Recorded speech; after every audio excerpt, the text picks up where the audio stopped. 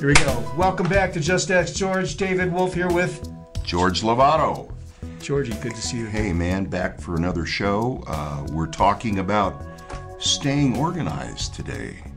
One thing that I know that is near and dear to your heart in your 2.0 Yes. of David Wolf, Yes. and that you're managing a lot of clients, you're Yes. managing a lot of different things now, and how is that feeling now with your TM sort of dialed in? Well, I've got for those that didn't catch episode 1 of 2.0, I've started meditating I'm about a little more than 3 months into transcendental meditation. This is the stuff that Maharishi made very popular in the West. And so that is absolutely affecting me. We're going to talk about that in the show for sure. Cool. How is it feeling? I know we'll get into it because it's a longer story than I can do before a quick break. But yeah, there's a lot to talk about, and it is near and dear to my heart. I'm the guy that cleans the garage, so this is really important to me to have things in nice baskets. You're very organized. 2.0, and I'm organized. I'm so organized, I'm taking lessons from David now. We'll talk more about this in just a little bit.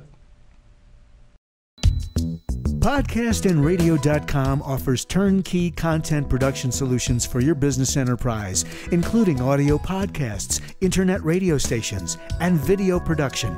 For more than 25 years, media producer David Wolf has served clients worldwide, such as Southwest Airlines, McDonald's, Long John Silver's, Disney, Chuck E. Cheese Enterprises, Fast Signs, Pepsi, Frito-Lay, and many, many more. Today, PodcastandRadio.com serves companies of any size across a broad range of industries with content marketing they need to keep their website, email marketing, and social media channels current and engaging with fresh content. For more information, visit PodcastandRadio.com. George Lovato's first and very popular book, The Obstacle Course, can be purchased online at Amazon.com. The Obstacle Course chronicles the success story of George Lovato Jr.'s climb to national notoriety as he built one of America's largest car rental companies, and features his harrowing story as he grabbed the brass ring by successfully taking this enterprise public in the salad days of NASDAQ. Many of the teachings in this book are still relevant today in the modern business age.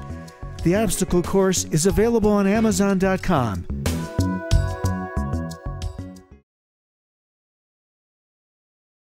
We're back. Just Ask George 2.0. 2.0. Thanks for being with us. So, staying organized. So, you're right. In David Wolf 2.0, I've always been an organized guy. I think a lot of the creative process for me is about putting things in order. Mm-hmm. Composing music is about putting order to sound and to notes, and there's a natural creative process. Too many notes. The too many notes quote comes to mind, but it's a part of putting things in their place, orchestrating. One of the challenges I have in any advisory engagement is first understanding the level of organization that the client is capable of. And I think you and I, when we were working together in the very beginning, I found you to be pretty good about keeping notes and keeping notes on notes and revising your notes and overprocessing. And overprocessing. I did a little bit of that too. Yeah, but that's okay. You'd rather have somebody that overprocesses than takes the abstract Picasso approach to everything that they do. Right. Just throws it out there. And havoc and no calendar and no lists. No lists, no calendar. And one of the things I recommend is lists on lists on lists on lists. Yeah. And the reason is I've got a list on my desk right now of things that are of high priority and things that need to be done by a certain date. That's two different lists. Yes. People don't understand that for the most part. So it's a shorter term and longer term view, is that fair? a little bit that way, but more so what I need to get done because there's a fuse on it, and one thing that is of high importance, meaning it needs to be done because it might affect other things further down the list to get done. So the priority may be sequential, where the calendar, the fuse that's running on those things, just has a date attached to it. So the deadline. Yeah, I understand. So different sort of hierarchical, if that's such a word. Yes. We just made it a word. Nuances to the way you organize. Look, you have a system that works for you. And I think the key is in business, we have to have a system that works for us when it comes to organizing time. You have to learn from a basic system, though, in order to modify it. Yep. So the way the way that I say, hey, take this and modify it any way you want. Yeah. But on a daily basis, you need to sit, you need to look at that list of things you need to get done, and then you need to look at your time allocation. Mm-hmm. Time allocation is important, and the reason is that a lot of times we underestimate what it takes us to get something done. Case in point, we're just talking about it before the show. Somebody calls you because it's 24/7, 365. I can call you anytime. Operators are standing by. Yeah. We've all had clients or customers that when they think of it, that's when they call you and you hear from them. And then we have a decision now because of the technology. We can look at, oh, it's them. This is a good time, or yeah, I get it. They're just calling me out of the cuff because that's the way they operate. I can do it, but it's not ideal. But they called you, and here you're in the midst of that little project, that item on your list. Yes. And it's throwing your schedule off. Oh, man. It messes with my head a lot. And you know that about me. It upsets me, and it creates stress. Stress in the broadest sense of the word. And I'm in a world where I'm trying to eliminate stress. So what I try to do is I encourage people to say, all right, look, this is what it would take if you focused 100% of your time uninterrupted to do it. Yeah. But you got a fluff factor you got to add in because you have to be responsive to your clients. You can't just say, I'm not taking that call every time. Some people are expecting you to be there, or they may have an expectation. Yeah. I need to talk to them right now because this is a real high priority for me. Right. So you have to allow that fluff factor in there. So one, don't underestimate the amount of time that it takes to get anything done, and add a little room in there. So modify that any way you want. Yeah. Then the next thing is look at your calendar.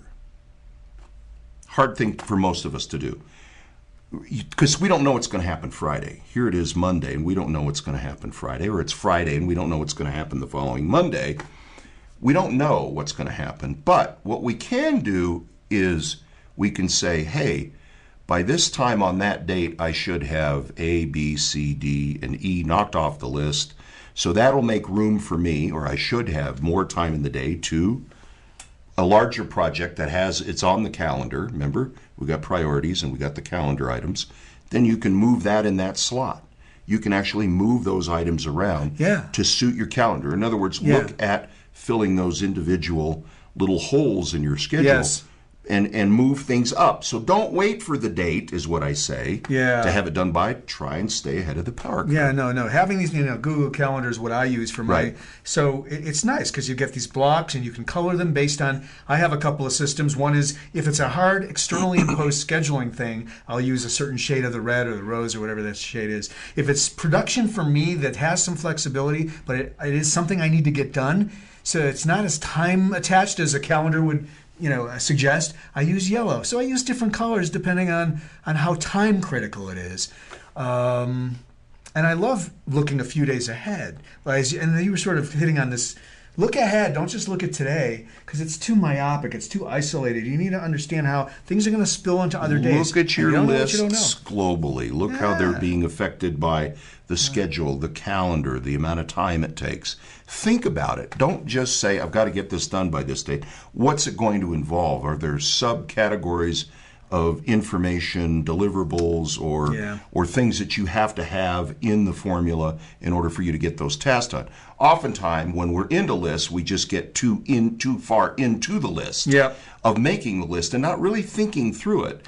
So, you have a tendency to say, wow, and put that self-imposed anxiety on yourself. Yes, that's the guy. Listen, if you don't have your emotional wits about you, you're not going to make good executive decisions in any business or in your life. So I really think that find ways to manage time that don't cause you stress so that you can think clearly, so that when the random client makes their predictable call because that's when they happen to think of something, as annoying as it might be and how interruptive it might be, you can still handle it with grace because ultimately they're the client. So there is that balance too. Client quality drives, again, the type of service you deliver. So I'm dealing with a situation right now on underwriting for a professional practice, which is a total refi and consolidation. And here I'd been waiting for this appraisal to come in on the real estate. Finally came in on Friday.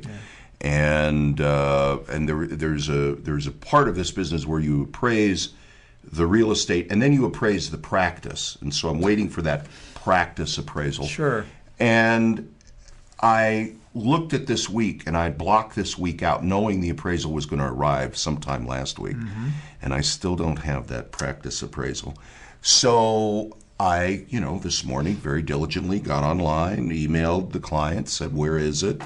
And they came back and they say you should get it any day. So now the week I blocked out, an hour every day to work on the completeness underwriting. Thinking you'd have it in hand. Now it's open until and so I'm pushing that. Yeah. But then I had something else drop in. So conversely, I'm filling that slot. So I'm looking at this more like a puzzle. Yes. I'm putting the pieces together and I'm being flexible. That's huge. That's huge. The takeaway. Be flexible with your schedule. Be flexible with your planning. And with flexibility, even I would suggest that even before that, there's this word called faith. You recently told me a story about, and we've all had these occasions where we may have double or tripled or quadruple booked ourselves, and the anxiety we spend about how to deal with that is sometimes much, much more destructive to our day, our time, our psyche than just simply trusting that, it's going to be okay. Nobody's going to kill me. Nobody's going to eat me. And as you said, I mean, it actually unraveled itself with no effort. With no effort. So if you have a little faith, a lot of times these things work out. I was watching, just because I had some time to kill this weekend, I was in the theater with all the dogs, and we're having a movie fest, and I watched The Secret. Oh, yes. Remember that? Oh, yes. And I thought, I'm going to just watch it just to kind of refresh my memory a little bit on, of course, they talk about one thing that I rave about and I preach, and that is projecting, projection, and see things like a movie and it'll happen. Yes. And that's one thing I brought into teaching clients on a regular basis is the art or the habit of projecting. Now that's something that you've got to do with your organizational skills as well, is every morning get up, get out there, and then think about the day and how it's going to unfold. Now, of course, this morning when I was thinking about my day, I was thinking of a complete disaster, but I knew I had to unravel it, but it wound up unraveling. But I was, in my mind, thinking how I was going to unravel that triple booking. Slightly different twist on what we're talking about. Right, right. But it did happen. Yeah, and, it's real. And I opened myself to the universe and said, hey, I need to solve this problem. The problem solved itself. Right. That being said, is that it's important that quiet time that you're thinking about your day, that those are times that a lot of external or unthought of or overlooked items sometimes randomly enter the brain. Oh, yeah. And that can help you abstract a little bit more about what your day is going to look like, how you're going to plan it, so on and so forth. And when we talk about being dynamic, we talk about projection, we talk about that flexibility, but we also have to understand, and I drive this home with clients, and I think you do it very well, is that when you get onto something, you are on it. You are hyper focused on it, which is that's a real gift, because a lot of people, more people that I know can't do what you do when you get hyper-focused on something.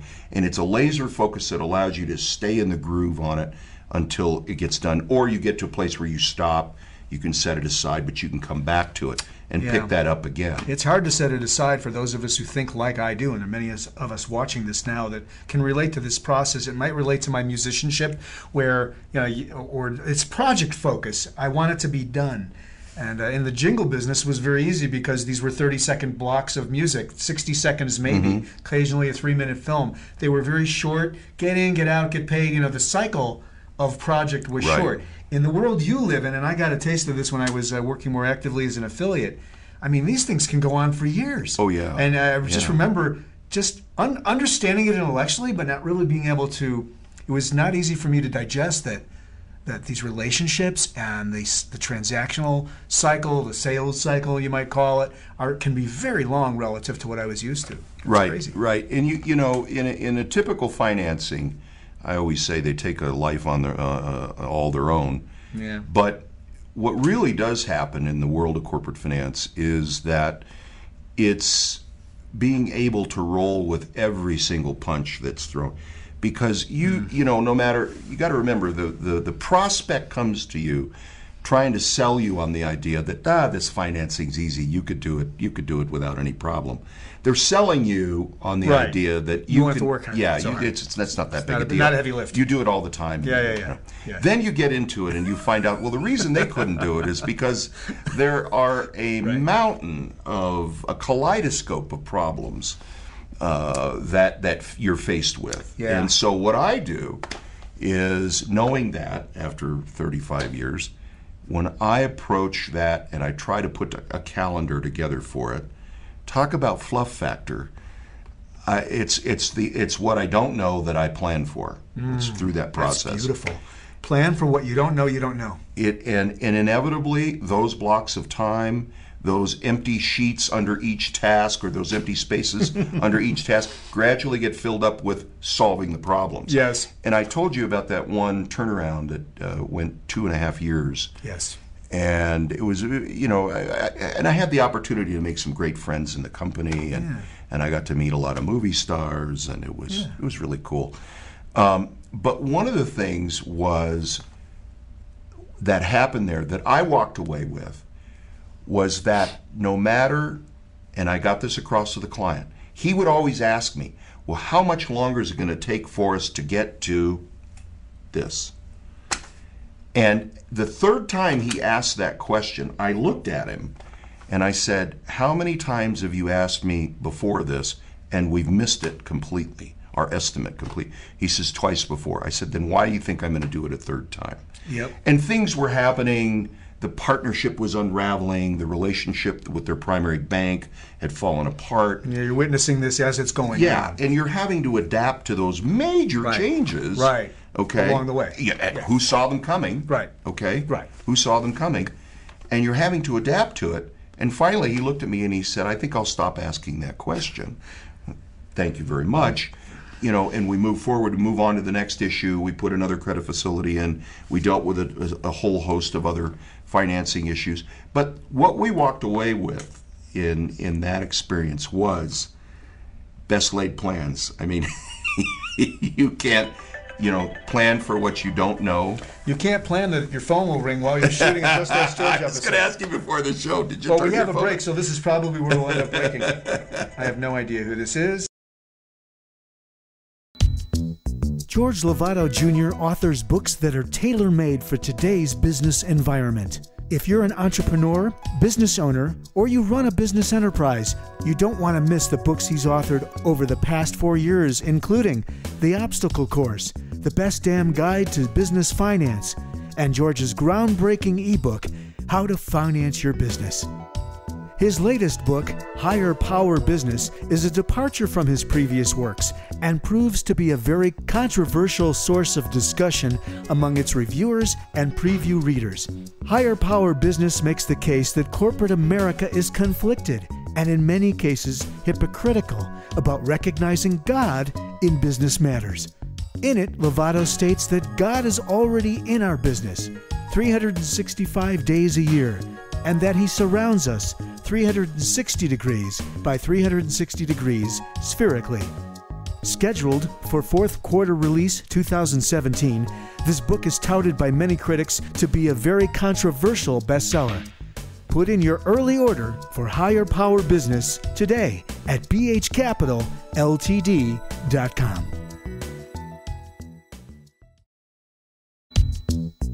BH Capital Limited is celebrating over 30 years of providing proactive finance and management solutions for American enterprise. Under the leadership of George Lovato Jr., the firm exists as an expert in the complex world of structured finance, modern management strategies and techniques, and breaking the code of marketing in the modern digital age. Through its ability to lend or invest singularly or in conjunction with other institutions or investors, American Enterprise has been able to resolve many of the complex issues surrounding corporate finance as a result of BH Capital's participation. Having assisted and advised many top American corporate executives, BH Capital Limited is a driving force in American management consulting and advisory engagements. Find out more by visiting bhcapitalltd.com. You cannot, well, so much of this is about client expectation and managing the client expectation. But you know, but that does come back to this very same subject of how is it that we teach our clients or make sure our clients have the capacity to plan and organize. And oftentimes, I can't tell you the number of times it's happened to me in the course of 35 years, that has been the root of so many of their problems. Yeah, that alone. That alone. Whoa. Yes. There's tremendous power in that inability. And so as a part of engaging in a corporate finance agenda, a series of tasks, I have to certainly manage and plan for my world. Yes. But then I wind up letting that bleed over to start teaching them about how to plan, how to organize, how to make lists, how to look at the calendar, because we've essentially, in order to get through any corporate finance agenda, you got to be organized. If you aren't organized, you don't, produce the proper documentation. You don't request the proper documentation. The documentation, like I said today, one's a little late, okay? You know what you need, you're just waiting on it. But once you got it all, now it's time to go run, gun, get it done, get it out there, get it in everybody's hands it's supposed to be in, right? Okay, you got to be prepared for that eventuality. Yeah. All right? Yeah. And so oftentimes we're waiting needlessly, or they're waiting needlessly. Right. And we really don't go there. We really try to avoid that. We try to get them to understand that if they're organized and I'm organized, better of us, both of us being organized, controlling the facts, lists, so on and so forth, we're better off. You know, George, as I listen to you talk about this, and then we've had Just Ask George 2.0, Just Ask George 1.0, the process of getting finance, the capital formation process, is a tremendous metaphor for project management. And business management, but project management, because you've got the externalities, you've got the internalities, you've got the deep dive on your own business, you've got this. There's so many pieces that the capital formation process as a project brings to the forefront in terms of the quality of leadership. I mean, there's people so often much. think it's just a loan package. No, it's a lot more. It's the numbers, it's the financial statements, the presentation of those, presentation of the business model, the management. How is it the business makes money? How will it get from here where it is to here where they're trying to finance themselves to? I mean, all of those. We can talk about it on another show. And we will be talking about it. I mean, look, this is the thing is that we're really Just Ask George largely is about unpacking those little things. Yeah. It's like what Seinfeld did with comedy, but we're taking a business enterprise and we're saying, oh, it's really not about anything. It's not about anything, and we'll continue the nothingness next time. Yeah. I know I reach that often when I meditate. It was a good show. Good show. We'll see you next time. Thanks for staying with us. Just Ask George. You can find us on YouTube, audio version on iTunes. We'll see you next time.